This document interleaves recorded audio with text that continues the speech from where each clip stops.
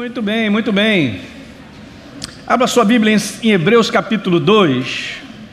E se você tem estado aqui conosco ao longo dos domingos à noite, nós temos compartilhado uns pensamentos de Deus sobre isso aí. Viva a liberdade.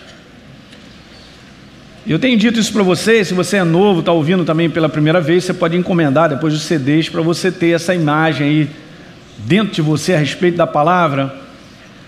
E nós precisamos conhecer a extensão da nossa liberdade. Não é simplesmente ser liberto. É interessante isso, eu quero falar um negócio interessante.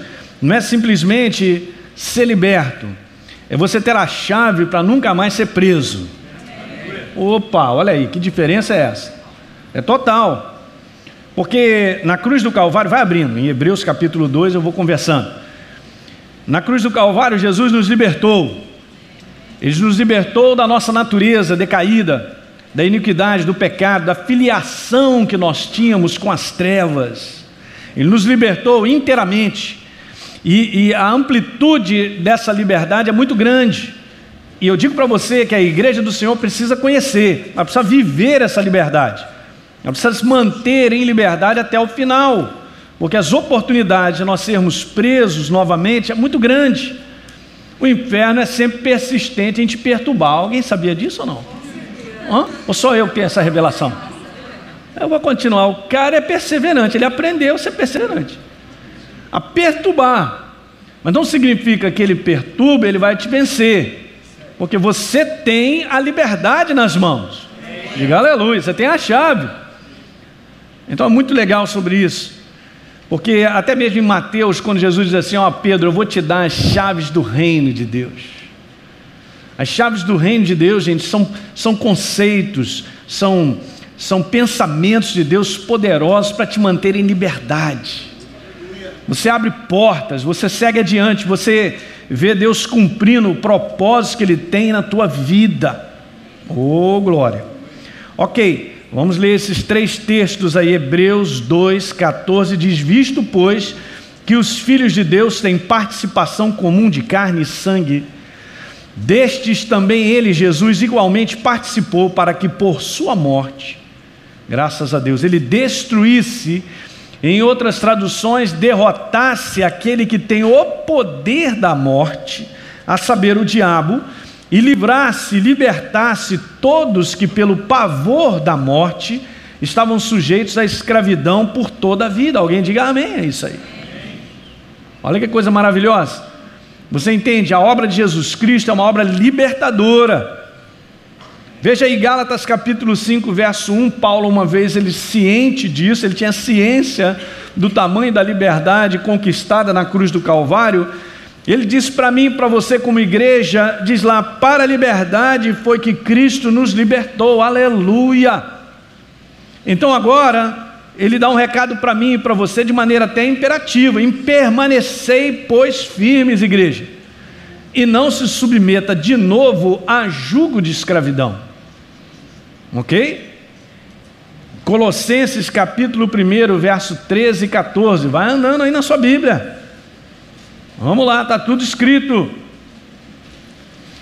Ele, o Senhor Jesus, nos libertou do domínio, da autoridade, do império das trevas e nos transportou para o reino do Filho do seu amor, no qual nós temos o quê? Redenção. Nós fomos redimidos, alguém pagou um preço, há uma substituição por trás dessa palavra. Remissão dos nossos pecados. Jesus, Ele nos substituiu. Aleluia! Ele substituiu a nossa morte pela vida.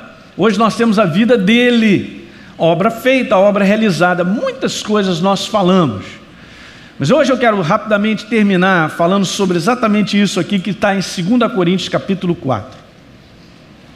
Paulo de novo. Ô cabra bom, hein? Esse menino era bom. 2 Coríntios capítulo 4, nós conhecemos essa passagem, e ele diz assim, verso 3, mas se o nosso evangelho ainda está encoberto, veja bem, se o evangelho ainda está encoberto, é para os que se perdem que está encoberto. Olha o que está escrito, é para os que se perdem. Aí ele diz assim no verso número 4: nos quais o Deus desse século, e nós entendemos o que é o Deus desse século, ele cegou o entendimento dos incrédulos para que lhes não resplandeça a luz do evangelho da glória de Cristo, qual é a imagem de Deus. Que alguém diga amém. Você entende aqui que no verso número 4, Paulo estava falando sobre o entendimento, ele cegou. Na verdade, gente, o grande confronto entre liberdade e cativeiro é um confronto de pensamentos, de ideias. Eu quero retornar um pouquinho a algo que eu já disse antes, mas isso aqui é nevrálgico, é o ponto crucial. Veja uma coisa, tudo que o inferno faz é uma promoção de ideias, de pensamentos dos mais variados em todas as áreas da nossa vida, que não está em linha com a palavra, que no fundo contradiz a verdade. E se o homem ele adquire esse pensamento, ele abraça esse pensamento, ele se afasta do poder de Deus. Quando ele abraça esse pensamento, ele está nas trevas. Então aquilo que me liberta é o pensamento de Deus, porque o pensamento de Deus é a verdadeira luz, é a verdade. Jesus diz: conhecereis a verdade vos... Conhecerei a verdade, que verdade é essa? É a palavra? A palavra é a verdade. Jesus diz: Pai, santifica essa turma na tua palavra, a tua palavra é a verdade. Pastor, está escrito isso? Tá, vamos lá, João capítulo 17. Você tem que ler, está tudo na palavra. João capítulo 17, Jesus faz essa declaração.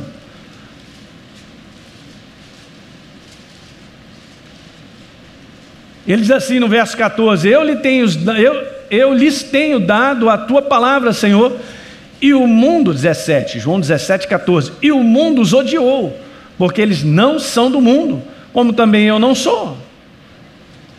Não peço que os tires do mundo, e sim que os guarde do mal.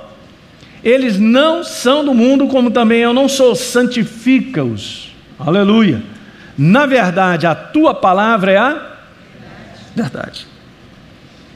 Então, quando as pessoas estão cegas, elas estão presas a um pensamento que é contrário à verdade. Eu disse algo aqui para vocês sobre isso, que o diabo, ele convence as pessoas do que aquilo que elas pensam está correto. Ela tem uma razão de pensar assim, faz sentido. Nem tudo que faz sentido é de Deus, hein? Escreve essa frase, é maluca, mas é assim mesmo.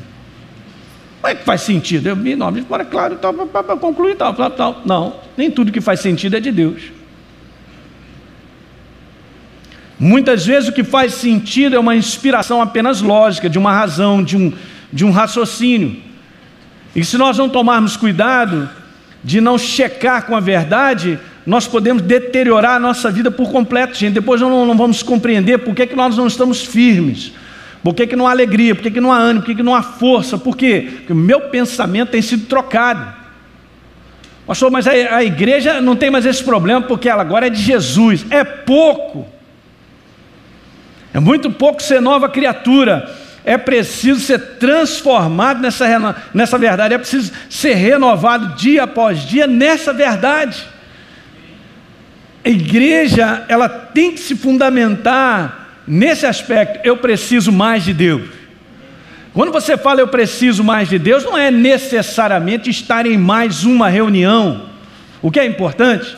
Mas quando eu digo eu preciso mais de Deus, é porque eu preciso mais do conhecimento dEle, da verdade dEle, que gera em mim e você sabedoria para lidar com as situações ao redor. Nesse mundo de trevas, que é a mesma coisa que engano, se eu não tiver verdades instaladas, eu serei facilmente enganado. Por quê? Pelas sugestões, pelos pensamentos, pelas coisas que acontecem. E sem essa percepção da verdade, sem a sabedoria de Deus, eu não vou lidar de maneira própria. Gente, o que faz eu vencer ou perder é o meu posicionamento diante das situações que eu enfrento. E você também.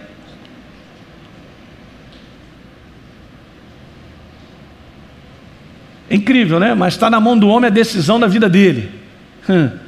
Muito legal. Em Gênesis já está escrito isso, que Deus deu a mim e a você o livre-arbítrio, a autoridade de nós executarmos aquilo que nós achamos, o que é um perigo. Quer dizer, Deus criou o homem, Adão e Eva, não para ficar afastado da verdade, a verdade estava neles, mas deixou a verdade para ouvir outra coisa. E já era. Alguém está pegando? Então vá comigo então a 2 Coríntios, aí mais à frente, Paulo volta a falar algo bem interessante no capítulo 11, falando para a igreja, para mim e para você: receio que assim como a serpente, verso 3.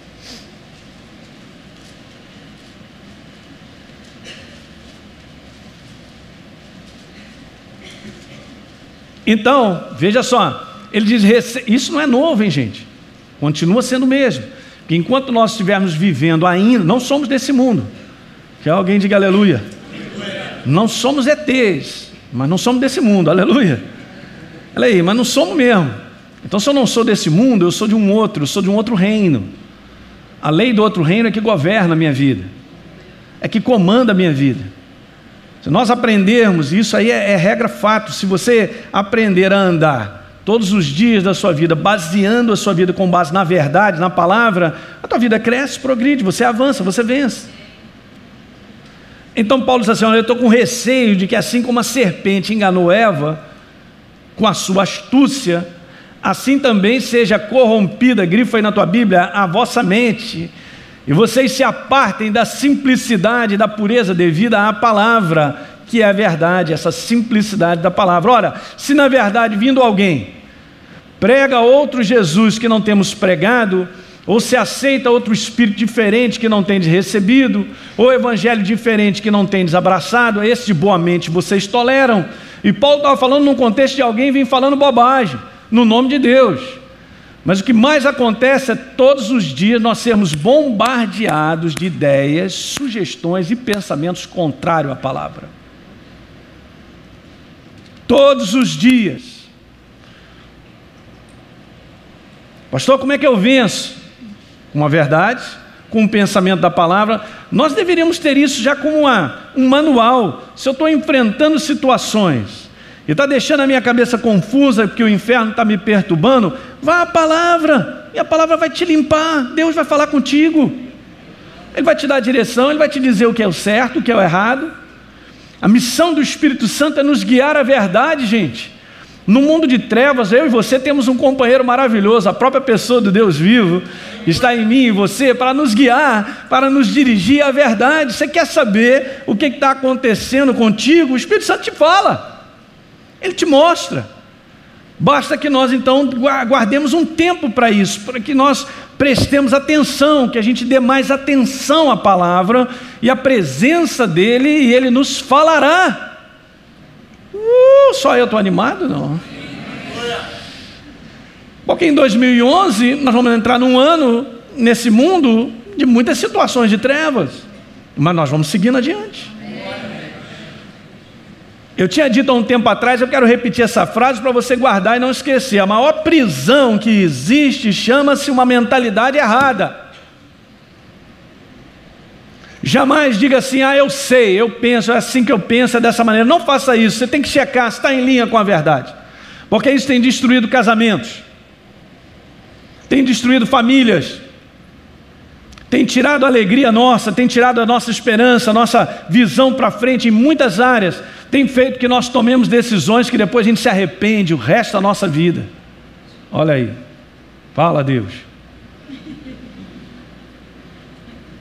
Pastor, mas nós não somos perfeitos. Sim, nós não somos perfeitos, ninguém aqui é perfeito, mas nós podemos minimizar.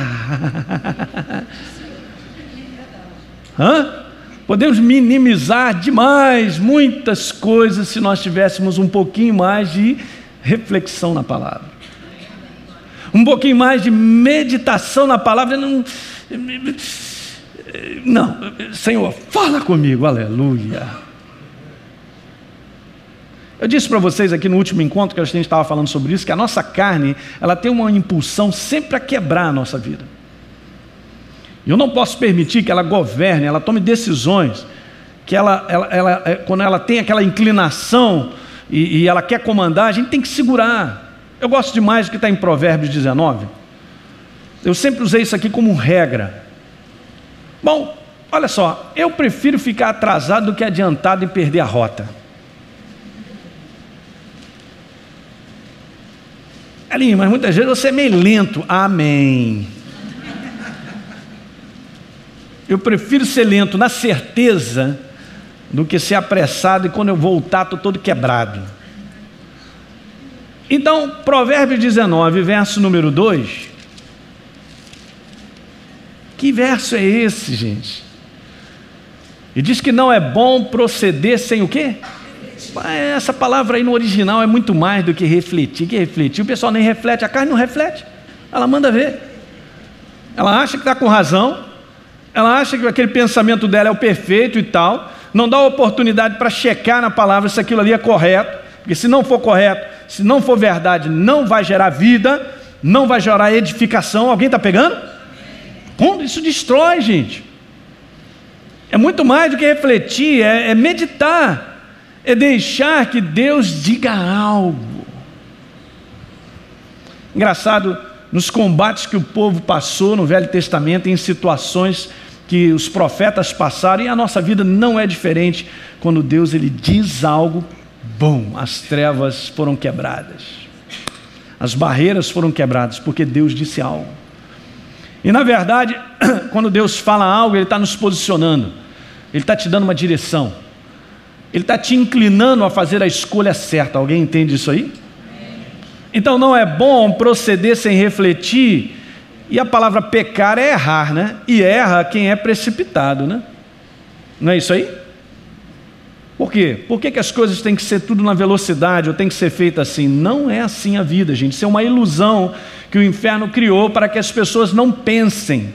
Elas façam e executam aquilo que elas querem, da maneira que elas querem, como tem que ser assim, e é now. Tem que ser agora. Não vai funcionar. Dessa maneira nós não vamos construir. Você entende que para construir no mundo de trevas nós precisamos que a luz governe, que a verdade governe. A verdade tem que governar em primeiro lugar o meu pensamento. Eu já disse para vocês, a minha ação é o resultado de um pensamento. O que eu faço é o resultado de um pensamento. Muda o pensamento e a tua ação também mudará. Então, quando eu fui ensinado na palavra que eu tenho que perdoar, que eu não posso guardar mágoas e ressentimentos, Deus falou isso para que nós perdoássemos o nosso semelhante, é porque é dessa maneira que nós vencemos e nós somos edificados e a vida flui. Então, quando eu sou convencido e sei que esse pensamento que eu tenho, por mais que possa ser sentimento, sei lá o que for, não está em linha com a palavra, eu nunca vou encontrar paz.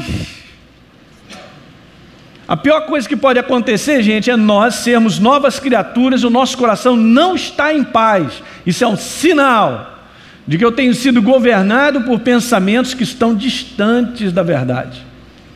Eu tenho executado e tenho feito algo que não está em linha com a palavra, e isso não traz paz.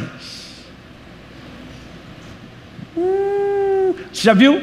Em algumas situações, você já deve ter passado por isso. Algumas situações que te geram paz verdadeira, ela está dizendo, aquela paz cai e diz assim para você, espera, calma, cocada. Muitas vezes, com vontade de fazer algo, o Espírito Santo, não é a hora, e aquilo ali deu paz ao meu coração. E a carne desesperada, você tem que fazer alguma coisa, você tem que tomar uma providência, tem que fazer isso, aquilo, outro e tal. E a paz no coração, calma, espera, diga aleluia. Vamos ler isso aqui no Salmo 27.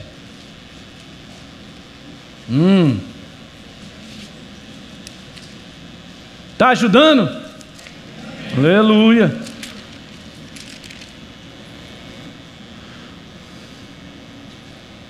O salmista diz assim, é claro, Davi, né? Eu creio, no verso 13, que verei a bondade do Senhor na terra dos viventes. Amém. E aí ele diz assim, espera pelo Senhor. Uma coisa, esperar pelo Senhor, não é às vezes uma questão assim, sim, e aí, não. É uma questão de que esse livro, ele precisa dirigir, ele precisa governar.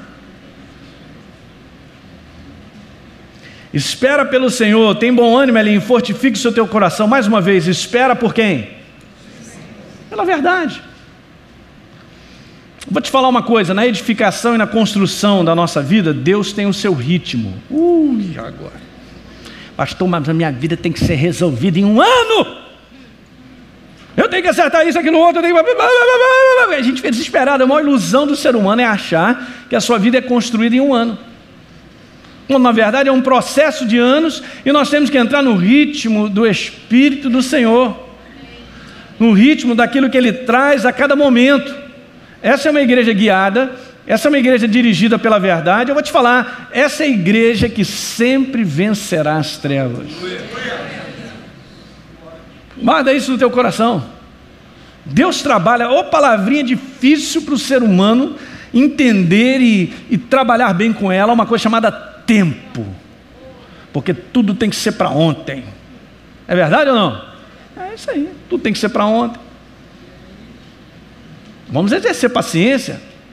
Antigamente você ia para a fila do Banerj, uma maravilha. Alguém se lembra ou não? Já fiquei 2h30, 3 horas, ouvi 3 CD de mensagem e tal.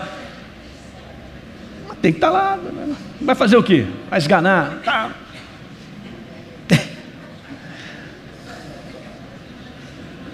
E viver na cidade que a gente vive, tem que ter paciência ou não? O problema é a gente embrulhar e a gente queimar etapas. Uma das coisas que eu aprendi na minha vida, andando com Deus, é o seguinte: não queima etapas que muitas vezes nos incomodam, mas nós temos que passar por ela. Só um amém aqui. E a carne não gosta disso, meu irmão. A carne não gosta daquela... Não quero. Mas Deus sabe como trabalhar na nossa vida. E nós vamos sair melhores. Não tem caminho mais curto, que alguém diga amém também. Não tem caminho curto com Deus, gente. Não tem esse aspecto muitas vezes, porque tudo que acontece com a verdade na nossa vida também gera um certo sofrimento em muitas áreas. Mas eu vou te falar, o bom sofrimento não é o sofrimento desnecessário, não é o sofrimento da ignorância, não é o sofrimento por desobediência, mas o bom sofrimento, ele te faz uma pessoa melhor. E nós precisamos ser melhores para outras pessoas. Muitas vezes, quando nós estamos naquilo que Deus considera pronto, as coisas lá de fora começam a funcionar. É como se eu vivesse uma etapa de um tempo que Deus não está preocupado com aquilo que está do lado de fora, porque Ele rapidinho pode me impulsionar e a gente decolar, que é uma maravilha, que alguém diga aleluia. Mas o que Ele fica olhando muitas vezes nessa nossa jornada de crença com a verdade, andar com a verdade, é o nosso crescimento, se nós estamos crescendo como pessoas, se nós estamos sendo aperfeiçoados por Ele. Ninguém dá amém. É duro, mas essa é a verdade. Mas essa verdade liberta, diga aleluia. Então, a maior prisão que existe chama-se uma mentalidade errada. Gente, é uma mentalidade que está afastada da verdade. Não significa que aquilo que eu acho é a verdade. Também não significa que aquilo que eu tenho razão é o pensamento de Deus. Você vê que são detalhes importantes, mas eu posso ficar preso aí dentro disso aí? Eu posso tomar uma decisão com base no que eu acho, no que eu penso, ou uma influência já de longa data, ou por uma mentalidade que eu adquiri sei lá onde, e eu fico sempre preso. Eu não entendo por que a minha vida não decola, porque eu estou com algo que não está em linha com a verdade.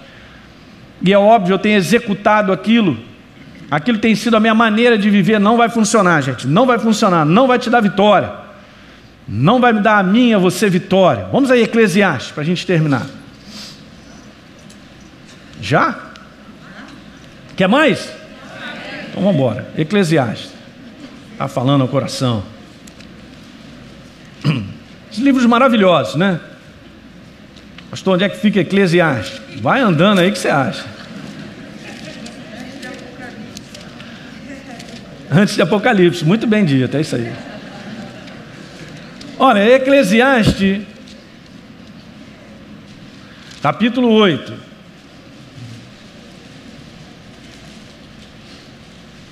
E esse é o contexto que eu tenho dito aqui para vocês, de nós nos renovarmos com a verdade, e a verdade ganhando espaço, ela ir governando todas as áreas da nossa vida.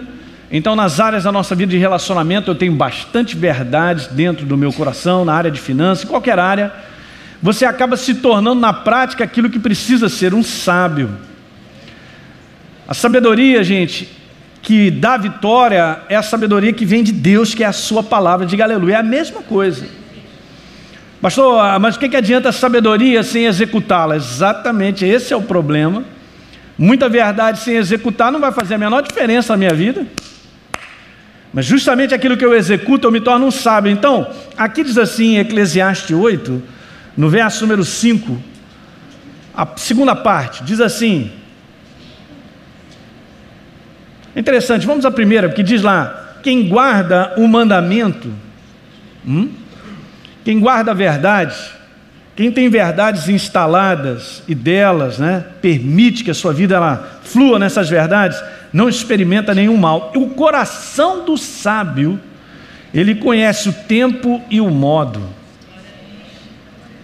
Duas coisas muito preciosas para nós avançarmos e vencermos, para andarmos em liberdade, é saber o tempo e o modo de todas as coisas. Escreva isso aí. Tempo e o modo. O tempo e o modo.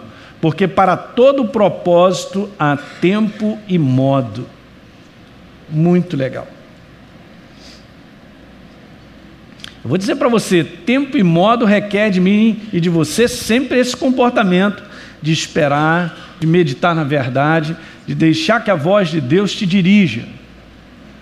Eu não conheço uma pessoa guiada por Deus pela verdade que não seja bem sucedida. Não conheço.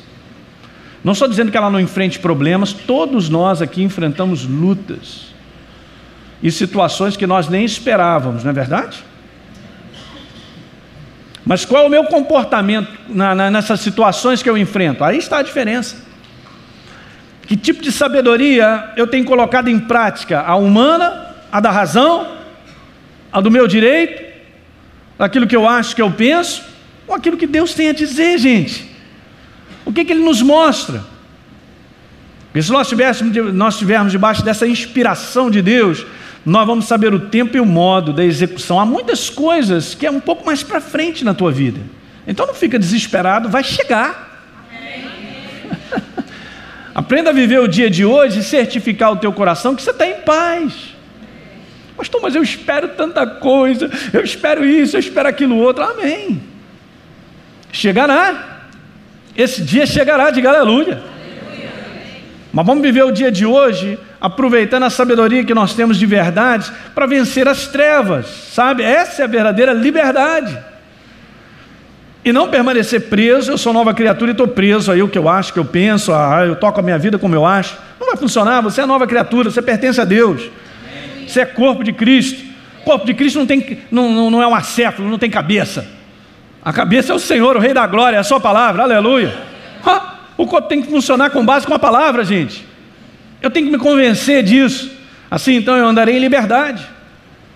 Eu vencerei de tal maneira a não ficar preso novamente. Eu sou nova criatura, então as coisas acontecem para me prender e Deus sempre me livra porque eu estou com a verdade em alta. Amém. Diga glória a Deus. Deu para pegar isso aí, gente? Então vamos embora ficar de pé que nós vamos orar.